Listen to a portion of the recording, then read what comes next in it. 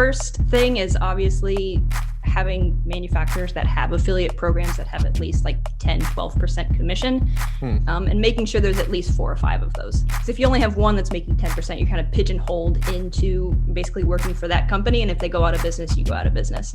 So it kind of starts with the offer before keyword research and all that stuff then. Yeah. SEO comes second, because if you SEO something that's going to give you 2%, congratulations, you're making pennies. So Right. it starts with the offers first. What's up, everybody? You're listening to the Hustle and Flowchart podcast with your boys, Matt Wolf and Joe Fear. All right, we're rolling. Julie, how you doing? Good. How are you guys? Happy to be here. Solid. Yeah, no, we're happy to have you. I know Matt Diggity spoke highly of you, and I mean, we're doing some research, and we're like, okay, you've been deep in the SEO space for a while now. We have an interesting model, with affiliate stuff and portfolio. So Yeah, so to give you a little bit of background of kind of how I started, I've been doing this since 2012. So right around Penguin and Panda updates is where I learned how to do SEO. So I went from basically the Wild West to everything being, a little bit more tight-knit. Yeah. And the way that I started was really interesting. I was not qualified at all. I didn't even know what the term SEO stood for. I got hired by a guy I used to babysit for. He essentially just brought me in at very close to minimum wage. I was managing content and doing link building campaigns with not much experience. So I learned everything basically on the job. And I worked there until 2019. And during that time, I was building up affiliate websites, kind of, learning how to do SEO as I'm, working there. And then I eventually sold one for just under 40,000 and used that money to quit. And now I'm doing affiliate full time. Oh, that's rad. So you were basically getting paid to learn, which is like Yeah. I called my agency work free schooling. Yeah. Or paid I love schooling. Paid schooling. What kind of agency was it? Like a content marketing agency that was for clients, or was it all like in-house portfolio? It was a local SEO agency. So we worked with people in the general Orlando area, everything from like doctors and lawyers to plumbers and stuff like that. So I got a lot of hands-on experience with, at the highest point, I had like 80 clients. Wow. So I was managing a ton of stuff, not by myself, but I was definitely at the head near the end. Like I said, I started with content and eventually worked my way up to doing basically their lead SEO. Yeah. Well, that's cool because you don't get sort of pigeonholed into like doing SEO for one sort of niche, right? You kind of get to see the whole gamut and learn across multiple sort of industries. Yeah, and the interesting thing is when you're not the owner of an agency, you don't lose money if you lose a client. So you kind of get to experiment. I know that sounds bad, but it's not, totally know what life you're or saying. death for me. We've been on both sides of the coin. So it's all Yeah. So I had a lot of room to experiment. Like I said, I had upwards of 80 clients at once. So I could, see what worked, see what didn't. Yeah. So what does your business model look like now? Because I know you kind of have like this portfolio of sites. So like how do you describe what your current business is? Very hands-off passive income. It is the true like make money online. That's not a scam sort of deal. So I have 7 websites. I started building them a couple years ago. Now they're all pretty much in not autopilot. I work like 4 or 5 hours a day on them. And basically they're all affiliate websites. So it's 100% commissions based. I work direct with manufacturers to essentially have the websites make money for me. And then I also do consulting. So no clients or anything, just affiliate SEO. straight up your stuff. So what let's break down your model in a second here, but what got you into the affiliate game? Because it sounds like you're working directly with manufacturers. Did that start with like FBA or Amazon type stuff? No. So I just learned that SEO existed when I worked at the agency and I hated talking to clients. So doing affiliate SEO is a way to essentially just do SEO in its purest form. Like if you're good at it, you're good at it, you rank. You don't have to explain that to a client. You don't have to worry about keeping the client around. If you rank, you make money. So from that perspective, the model was really appealing because I was really good at SEO, not necessarily good at talking to people and keeping clients around at the time. For sure. So it was a way to just basically make money with my skill without having to sell it to people. It's the perfect business model for you then. Yeah. And I love how you're just like upfront with it. You're like, yep, this is me. Yeah, I've grown a lot. I love doing stuff like this now, but like I said, I'm 27 now and I started in 2012. So I couldn't even drink. Good for you. Huh? So I've grown a lot. Yeah, man. Okay. So I guess let's just jump into your model, because I know that'll uncover all sorts of weird questions we'll pull out from our perspective. But break down, like in a simple form, I guess, like how it looks like your websites, your portfolio, and well, yeah. I mean, I have some more like sort of granular questions where we can kind of like dig in, I think. So with the model that you're doing, how do you decide like which like sort of what niches to go into to start with? If you're gonna build an affiliate website, how are you deciding like this is a niche worth pursuing versus there's no money in this niche? Yeah, it's a great question. When I first started, I wasn't even thinking about really how to make money with it. Now that's totally changed. Now the way that I approach it is very, how can I make money in this niche? So the first thing is obviously having manufacturers that have affiliate programs that have at least like 10-12% commission, and making sure there's at least 4 or 5 of those. Because if you only have one that's making 10%, you're kind of pigeonholed into basically working for that company. And if they go out of business, you go out of business. So there's different platforms like ShareASale, CommissionJunction.com, where manufacturers will list their affiliate programs. So when I'm looking to get into something new, I'll basically just browse that and look for different niches that have 10 to 15% and make sure there's a good amount of people offering that, and then starts the keyword research and all the SEO stuff. So it kind of starts with the offer before keyword research and all that stuff then. Yeah. SEO comes second, because if you SEO something that's going to give you 2%, congratulations, you're making pennies. So it starts with the offers first. So once you've found like a handful of offers to promote, and you decide, okay, this is a niche worth pursuing, there's offers, there's multiple products I can promote. What's sort of the next step? I guess would you go and find a domain name, and that would be where you'd go from there? What do you do after that you've decided on the offers? Yeah, so after you find the niche that you want to get into, you have to make sure that you can compete in it. So I jump straight into the keyword research part of everything and finding a competitor that is not super niche down. So for example, let's say I wanted to do a site about something in the automotive niche. I wouldn't go after bestcarheadlights.com or something like that. And I also wouldn't go after cars.com. So you go after somebody kind of in the middle so that you have enough keywords to search from. So essentially you can scan that website and see what keywords they're ranking for, and see if you can compete with the amount of content and links that you want to build yourself.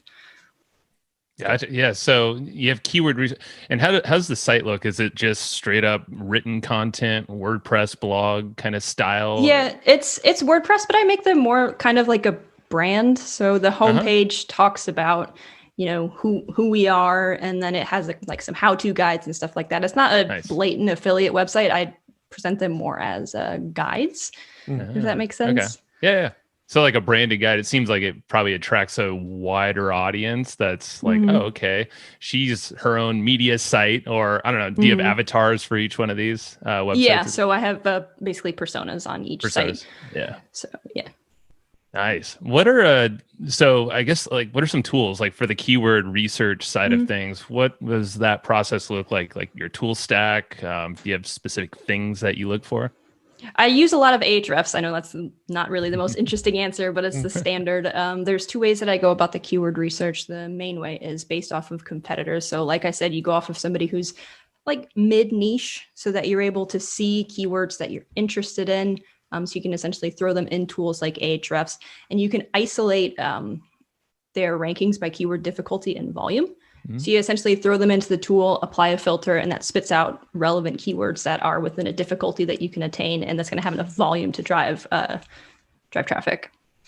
Got it. And so now going back to the domain name, once you've done the keyword research, I remember I checked out another podcast that you were on, and you were mentioning, buying domains that already like pre-existing domains versus buying a brand new fresh domain. Like what's sort of your take on the domain once you've done the keyword research? Yeah, so the way that I do it, I never really rely on a brand new site. So I'm okay with buying a new domain because I'm okay with it sitting in the sandbox for a year because I've got other sites, making me money right now. So with that being said, before I purchase a domain, I'll go and look at expired domains just to see if anything good is out there. I'll look for a week or two and see if there's anything that is in the budget, not spammy, sometimes has links, stuff like that. So it's really 50-50. And I'm not trying to spend $5,000 on a domain, but I don't mind if it's new. Right. And the value of the expired domain is the fact that it might have backlinks already pointing to it and, some sort of reputation already to it. Yeah, one of my most successful domains that I bought, it was $20. So it was really, really cheap. And it didn't have a ton of links, but it used to be a business that was in the niche that I wanted. So it had directories built out. So it had an address and a phone number that I didn't necessarily carry over, but already existed on directories. And it had, a couple of good do follow links. But for the most part, it was just an established brand already that had gone out of business. So I was able to scoop up the domain for super cheap. And now that's one of my top performing sites. So this might be a dumb question, but where do you go to find these domains, like expired domains? Could you just go to like a namecheap.com and do that? Or yeah, there's a couple of different places. I think expireddomains.net is kind of like a directory that shows like GoDaddy and Namecheap and stuff like that. It basically brings everything together. And then you can do auctions and stuff like that too. Nice. Okay, cool. Yeah, I've never heard of that site. That's great. Yeah, it's a very obvious domain name. Yeah, right. I probably could have Googled that, but thank you. So when it comes to, I guess the next step would be website, right? Like, so do you always build your website, or do you ever sometimes acquire existing content or anything, or do you like to just start from scratch? I like to do the design from scratch. If I purchase a website and a design already exists, I'll carry the content over, but essentially mix up the design. But something that I'd build from scratch, I normally build on WordPress with Thrive Page Builder. And you essentially build out a template. You can look at competitors, see what they're doing in the niche, because it may vary from one niche to another, and then just build it out that way. Yeah, I think you kind of just answered my next question anyway. But do you? Perfect. So is every site sort of like designed the same, or is there like kind of variations? Because I would imagine if you're managing 7 sites, it would make it fairly simple if you were able to just kind of manage the exact same design for every site versus having. They're all different. I mean, they all use Thrive, but they are all different. When I'm building on a new site, like I said, I look at the competitors that are out there, because sometimes it may be more image heavy niche versus like an infographic, or maybe it's just more content chart based stuff like that. So it depends on, what's out there. Gotcha. Yeah, that makes sense. How about like, and sorry, we're like drilling into a bunch of questions, like but this is so fascinating. Questions. If you're okay with it. How about like on the writing side of things? So you're obviously the wizard at SEO. Do you hire writers? Is this all you? I'm assuming. I've been working with one writer for, 3 or 4 years now, and she really knows my style. I gave her, when I first started, basically an outline of what I'm looking for. So outline, obviously, in the obvious sense for a content writer, the word count and the keywords, but also like content framing. So depending on certain niches, you can make content say the same thing, but have a positive connotation or negative. So using the niche acne, for example, you could be promoting a product that says in a positive light, this certain product has this ingredient and it's going to clear your acne overnight, versus the negative version of that is these other products don't have this ingredient. You're never going to clear your acne unless you buy this particular product. So you can kind of see how you're saying the same thing, but saying it completely differently. Yeah. So and I'm sure that's based off of yeah, I'm sure that's on your content research, right? Or like research of the market. You figure, okay, are they more negative based or like pain based, or is it like, you can do this? That's one of the things that people don't really notice. They just write like factual based content, which is fine in some senses, but emotions at the end of the day sell. Sure. How do you decide that? Are you digging around in Facebook groups or other places, or is that literally all keyword research as well? I normally start positive. So I'll talk about the good stuff that is a product, and then goes to A/B testing on successful pages, kind of tweaking it around that way. Hence your shirt, I guess. Yeah. Split test everything. Yeah. Or I'd rather be A/B testing. Love it. Now, when it comes to content, like hiring content writers has always sort of been a struggle for us in our own business, because it seems like you've got sort of 2 skill sets when it comes to content. You've got the copywriter, who's really good at making like sort of persuasive content that gets people to buy. And then you've got the sort of content writer, who is good at finding facts and data and organizing it into like a readable article, but it's not necessarily persuasive to sell. And I feel like to have a really good like affiliate content site, you really need the blend of both. And that's like a unicorn, like having somebody that's a great content writer and a great copywriter.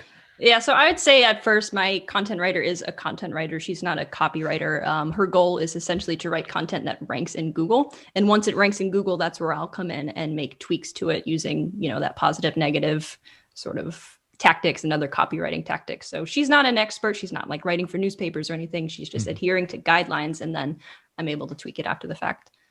So is there like so I'm just thinking, like in our business, we have a few frameworks that when we write a blog post or create a video or whatever, we kind of follow. Like, could you share like a framework maybe of like how a specific blog post would look like that helps to whatever motivation? I don't know if it's like if you have different frameworks for different reasons, but that could be kind of interesting here. So it varies, obviously, depending on what you're writing. But the rule of thumb is to answer the query. So if it's a how-to query, don't tell them go buy something. Don't tell them, why something exists. Tell them how to. Now with buyer's guides, what I normally do is have a very small intro, like 100 words or something, and then answer the query as part of that intro. So let's say we're talking about, I don't know, let's just keep acne treatment as a niche. Sure. I'm not in it, but everybody knows it.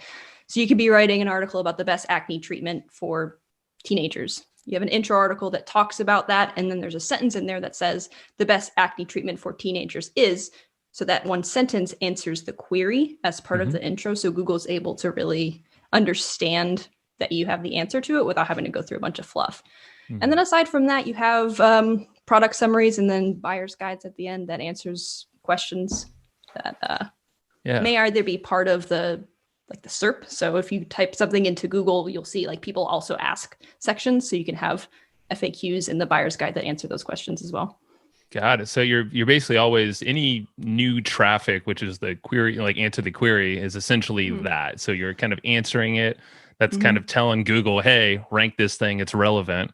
And then obviously it's congruent with what they're searching for. So it carries them further into the content. Yeah, because Google is able to understand language at this point. So if you answer the question in a sentence format, they're able to better understand exactly what the page is about. That simplifies it so much. If you think about it, you're just like, just answer questions. Like that's it. Yeah. I love it. So then that links over to like a product type thing then from that post, right? Yeah. So I'll normally link the answer part to like a jump link. So that goes to the product summary because people normally need to be convinced to buy something. So some people will place affiliate links directly in the intro paragraph. That's great. You can get a click, but you're not going to get a sale. You have to convince them. So I just drag them further down on the page with an anchor link. Gotcha. Now, is all of the content, every piece of content on the site designed to sell the product, or is some of it designed to bring people in and some of it's designed to pre-sell the content? Like how do you, so I think we were talking to Matt Diggity actually in a previous post. And I think a lot of his strategy is like a percentage of the content is designed to bring people in, but not necessarily sell. And then a percentage of the content is designed to sell them on specific products. So what's your approach to that? I'd say it's about 50-50 sell versus not sell, but the not sale section, there's a whole like sales funnel that you think about. So you have people who are really, really high up, people who are mid in the sales cycle, and then people at the bottom that are ready to buy. So a top level content could be a how-to or like a why type queries. And, you just write content based on where people are, and that represents about like 50% of the content. The other half is buyer's guides and reviews and stuff. Yeah. So when it comes to, I guess, actually ranking for all these queries that you go for, what do you do there? Obviously, you find a nice, not super competitive, but it has a lot of traffic keyword and you have the content. Like, what's the process look like there on page? Or maybe off page? It's a very secret sauce. I'm just kidding. It's people will say that it's this intense thing that you do, but at the end of the day, it is solid keyword research, solid on page, and then link building on top of that. So you have to make sure that you're going after keywords that you can actually rank for. That's super, super, super important. And if you rely on tools like Ahrefs, please note that their keyword difficulty is based off of number of links that are pointing to a page. So if you were to search for a term and it says keyword difficulty 0, 9 times out of 10, that's because of a bunch of high authority websites are ranking. So they don't need links pointing to that page. They're ranking because they're an authority.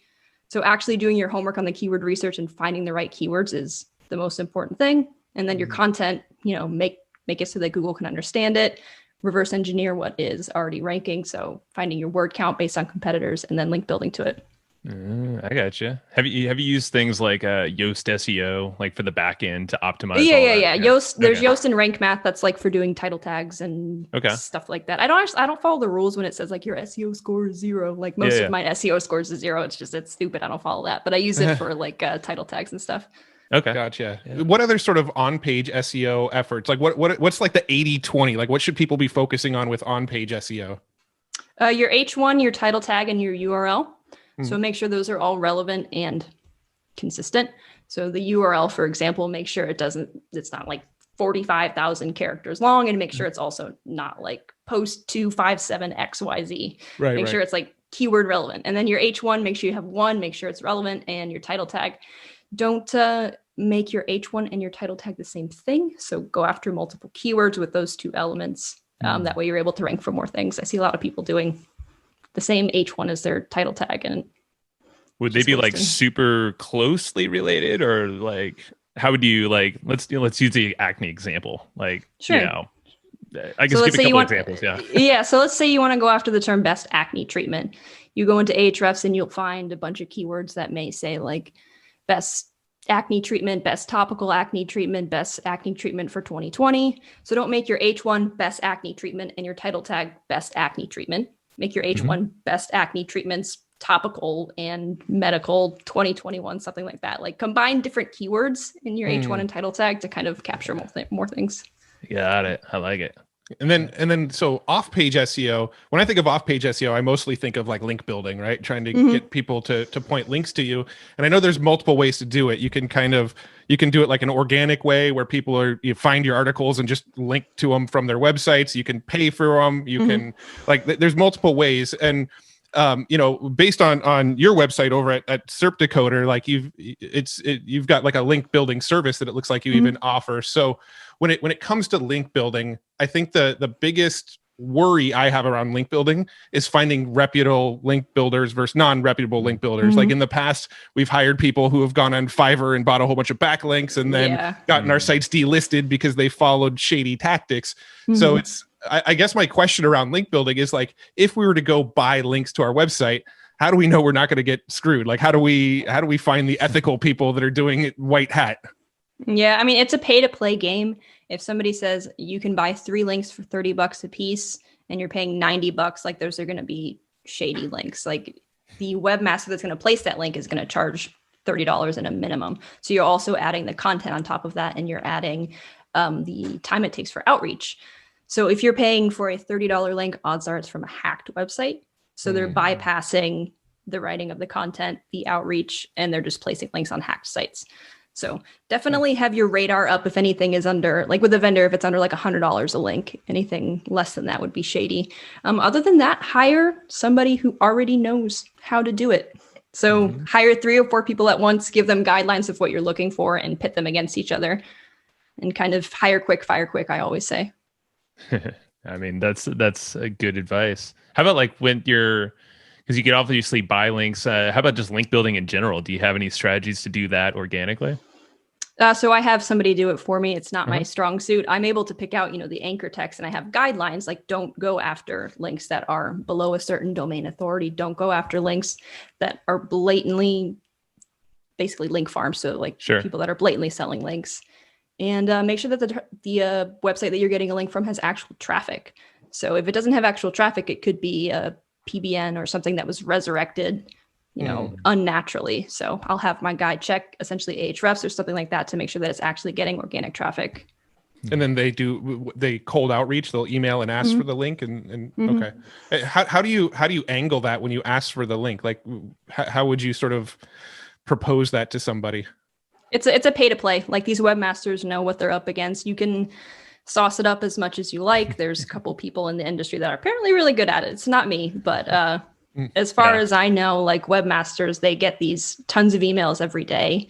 You got to pay to play at this point. Yeah, we definitely get quite a bit of emails. I mean, and it goes straight to the trash. Really, it does. I mean, a lot of them are just horrible outreach people because they're just using some mass email tool out there. Yeah, like and you can tell, like, we're not robots. We can tell if something is actual, like a genuine outreach, or if somebody is just using a machine. So if you're doing it to make money, like you want to get paid, but otherwise people aren't looking to accept guest posts on their website just as a hobby. Like, just doesn't happen. No. How about like what other SEO stuff are you seeing now? I mean, we've chatted with a handful of folks kind of recently, but like in 2021, like, are there any trends or new things that you're aware of, or like you're kind of keeping an eye on to keep in the ranks? I mean, I know Google's doing all sorts of stuff right now.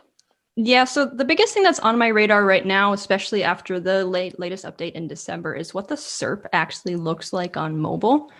So again, going back to the keyword research, it's super, super important to pull up that keyword on mobile and see what it actually looks like, because there's some times where you'll have image ads followed by actual ads, followed by a YouTube video, followed by a people also ask section, followed by a YouTube snippet, and then you get to number one organic. It's crazy now. So so even if you're ranking number one, you're still 6 scrolls down. So keywords like that are like kind of hard to get into if you're not going to pay. So like avoid stuff like that. Yeah. But really, really looking at what the SERP actually looks like, I think, because Google's trending towards keeping people on Google. It's their business model. So I wouldn't expect that to change. Yeah. No, it's valuable. I mean, the fact that bring up mobile, and I don't think a lot of people, I mean, I don't always think of this as like, okay, yeah, you're on your desktop doing your research, but it's like, hey, get your phone out and see. Yeah, what mobile is, are. Yeah. Yeah, because there's some things that are on mobile that aren't on desktop that you wouldn't know unless you search, like especially the people also ask, or like the, what's it called? I forget, featured something or another. I forget. Oh, the featured snippets? Yeah. No, it's not featured snippet. I'm blanking on it right now. People also no. Okay, whatever. Just move past it. There's mobile elements that aren't on desktop. Well, interesting finds. That's what it is. My goodness. Okay. Interesting finds sections. Yeah. Okay. So how do you show up like are you doing any video type stuff or ads like that allow you to show up more so on mobile now that they've changed things up? Not so much video. I am running some ads on Google if the commission's good enough. It just depends on the industry. But I'm honestly trying to stay away from SERPs that are just really, really dense like that, because you can be, like I said, number one organic SEO and get no traffic. Sure. Yeah, that makes sense. I actually want to kind of go back to content for a second. With the blogs that you do have out there, is there like is it like a consistent release schedule of content, or is there like a certain amount of posts and then that site's kind of set up and running? So there's obviously, it is front loaded because you want to get a website to at least 20, 25 pages before it starts having any sort of relevance. But then after that, it's like 1 post a week, 2 posts a week, depending on, how much volume there is. Yeah. Yeah. And then, so how long do you think you would give, if you started a new site from scratch, how long would you give it before deciding, okay, this one isn't really panning out? Or has that ever happened? Have you started one, spent 7 months on it, went, okay, this is not going to work? Yeah. So I had a site I started about 1.5 years ago now. I think it makes me $10 a month. Like it's just absolutely floundering for one reason or another. Like, you can be really good at SEO and there's always that one website or 2 website that just doesn't rank. So I would say start looking at a website if you have a fresh domain after about 1 year. Like get the basics set up, let it get seasoned. Once it's out of the sandbox, start promoting it with links and kind of see what happens from there. I wouldn't expect much before like 8 months, 9 months. Gotcha. Okay. So like that's about the window where you expect to see like some of your better keywords really start to rank and get some traffic, is about 8 or 9 months. Yeah, and that's with the fresh domain. Well, with the new domain, it depends on when it was dropped. If it was dropped, if it was dropped at all, sometimes it's the same amount of time. If you acquired a website from somebody else and it's already been around for 2 or 3 years, you can get results instantly. How about like you said the 25 pages, so that's like the minimum with a fresh domain then, right? So is that like a sprint to just like get the base content? I'm assuming that's all SERP, like you're answering questions with that content mainly, right? Yeah, so it's still like 50% of those people high up in the sales funnel. So whether they're in the top level, mid level, or almost at the bottom, I consider those people in one chunk. So it's about 50-50. And yeah, just get that up as quickly as possible, interlink it, and then let Google crawl it, do its thing. Yeah. Is there anything you do to kind of amplify it with Google, like to kind of speed up the process? Or is it just kind of you've done your research and you've done your content and you're kind of praying that Google will pick it up and rank it well? Well, for a new site, there's literally nothing you can do. The sandbox, it's a time filter, so it doesn't matter. Yeah, it doesn't matter what you do. It's gonna take some time. But if you go after like really long tail keywords with maybe an age domain or something that's out of the sandbox, you can start getting traffic easier with terms that have 20 searches per month. If you build out 5 of those pages, it's the same as going after one harder keyword that gets 100 searches per month. True. So you can kind of adjust your keyword research there to get more easy wins in the beginning. Yeah, I have a sort of in the weeds SEO question, but when you are going and buying backlinks, are you buying them like to these internal articles? Is like like all 25 articles are getting backlinks? Are you buying them to the root domain? What's the philosophy of how you sort of distribute the backlinks and where they link to? So it has to be natural. So I don't start building backlinks until I start seeing traffic. So I'll build backlinks to the first pages that get picked up. Doesn't matter what that is, whether it's a how-to article, a buyer's guide, whatever it is. Because in order for, if you think about it naturally, something to acquire links, it has to have traffic.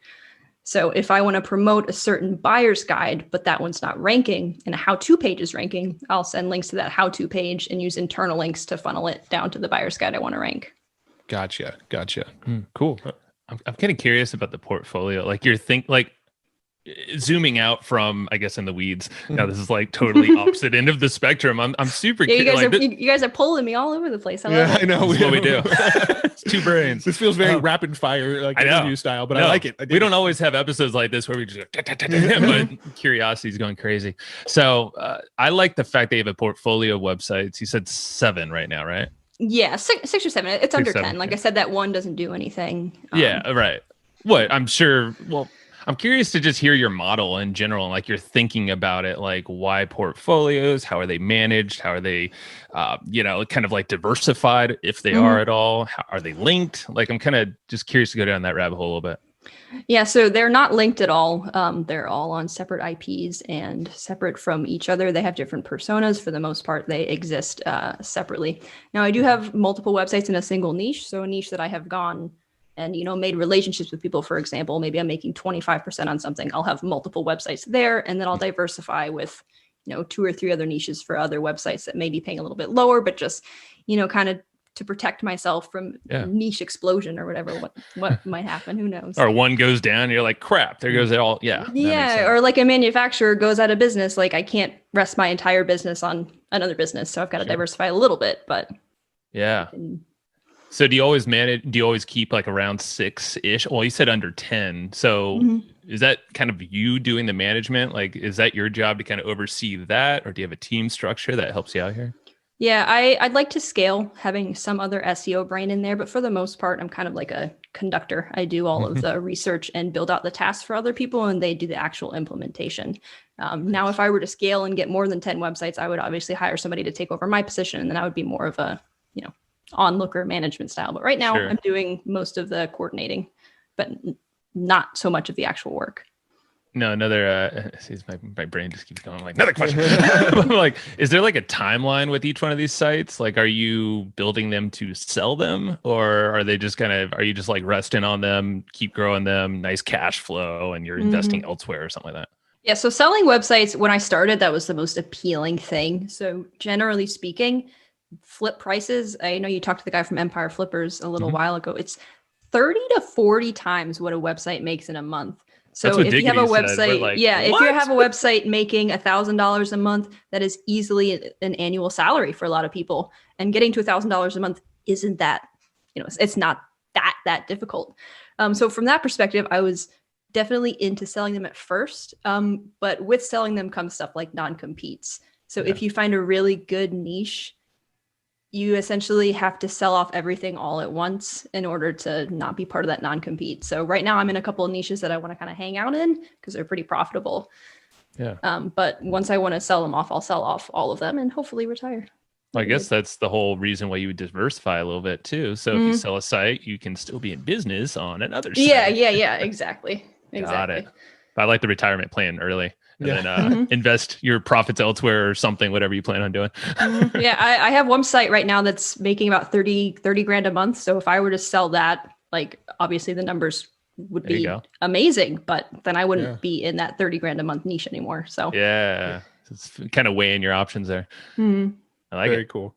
Well, let's shift over to affiliate marketing a little bit, because one of the things that you were telling us offline before we hit record is that you've sort of gotten pretty good at negotiating better commissions on the products that you do promote. So let's dive into that a little bit. Like, what are you doing differently to try to get better commissions out of the products that you're promoting? So this industry is full of people that like to hide behind their computers. There's some people that, are fine with talking to people, but the majority of affiliate marketers, like I mentioned, They might have a social anxiety. They might not like talking to people. You have to get over it. You just have to get over it. So working with Amazon, you can make at this point 3%.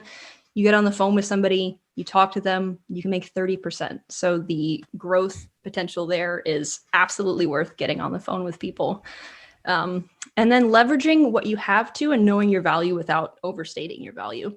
So you have to compare yourself to other people in your niche. Don't act like you're the big dog on the street if you're a little fish.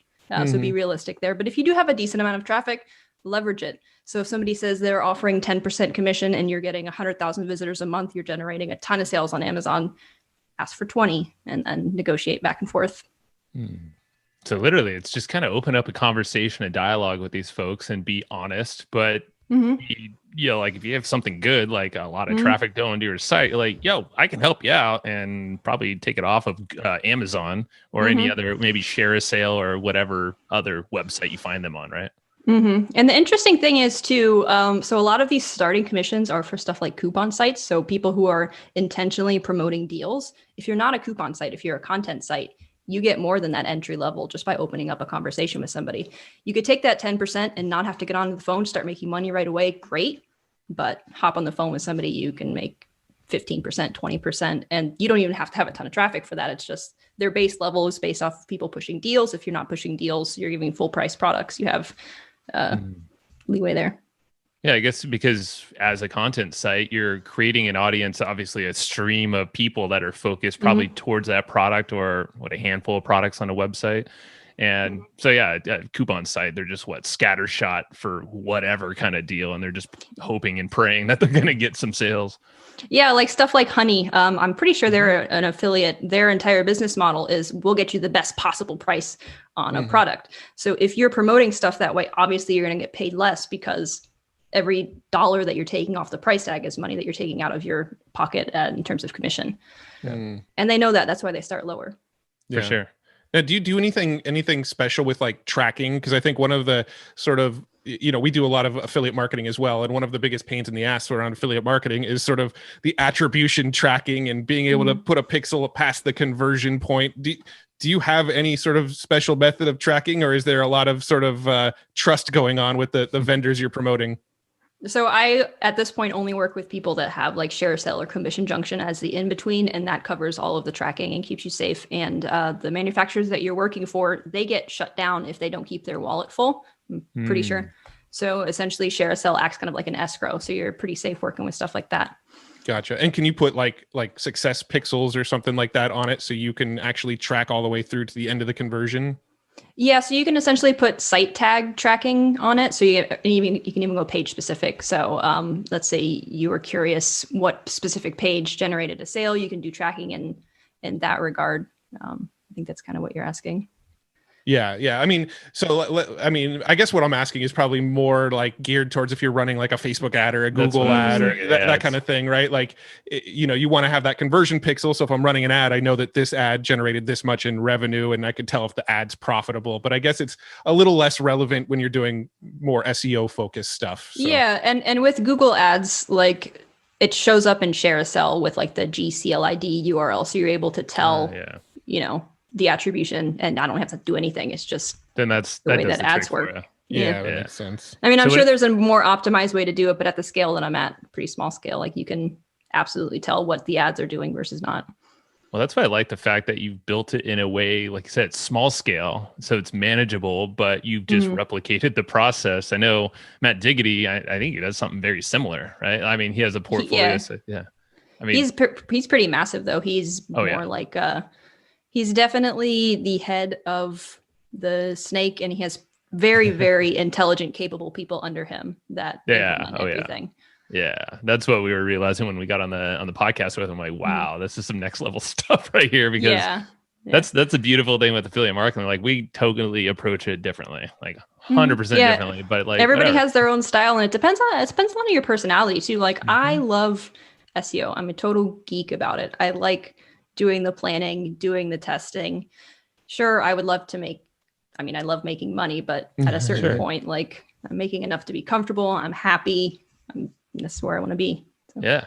I have time, youth, props money. to you. I love it. No, I mean, my brain is empty of questions. I think Yeah. I've exhausted my curiosity as of yet. But oh my god, this has been absolutely amazing, Julie. What other exciting? I mean, is there anything that we can point people to of yours? I know you have the link building service. I'm not really doing that anymore. I couldn't scale it properly. So if you were to check on the website, everything's sold out. I don't want to obviously sell something that I'm not able to 100% get behind. So I am working on a course this year. I guess I'm committing to it. I have had it in the queue for about a year now, but I'm actually starting working on it this year. So I'm going to have that coming up, and I still do consulting stuff too. Nice. Cool. And people can learn about that over at serpdecoder.com. And then I don't laugh. I just got on Twitter too. So if I could Oh, you said don't laugh, sorry. I've been on Twitter for like 15 years, but I don't get on Twitter. So that's why Are you I think I have a whopping 27 followers right now. So I'm gonna go follow you. So I'm trying to build that up. It's a good way. It'll be 29 after this episode for sure. So well, where do you see yourself where do you see yourself going with after this? I mean, are you going to stick with the portfolio, this model for a while? You have the course. I mean, it sounds like that's probably just because maybe you've been asked about it so many times to actually create a course. But what's your game plan? I want to diversify a little bit, because it doesn't matter, again, how good at SEO you are. Google is a monster, and they could knock out all of my sites tomorrow just because that's the way that Google works. So obviously I want to diversify a little bit more, get more into ads and stuff like that. And then obviously doing more consulting and stuff like that to diversify a bit. Nice. But I'm hoping to sell off all my sites within the next 10 years and chill. That'd be awesome. Love it. That's a great goal. Hell yeah. Yeah. Sweet. Well, Julie, thank you. You've been a friggin' rock star. And I don't know how many questions we asked you, but it was a lot. You might have hit the record. Yeah. Wow, really? Yeah. See, whenever I get on with people just kind of they do this. I don't know if it's me. Well, it's because you're fascinating, and everybody just needs to know more and go deeper and deeper down the rabbit hole. So it's just we're curious. Yeah. If we weren't super curious, we wouldn't have a podcast. That's like we're just fascinated by everything everybody else is doing, and the grass is always greener, and everybody has a better business model than us. But that's a story for a different day. Hear different perspectives all the time. Yeah. So thank you very much. Yeah. Cool. And we'll stay in touch and be watching you from the sides. Sounds good. Thanks, guys. See ya. Have a good one.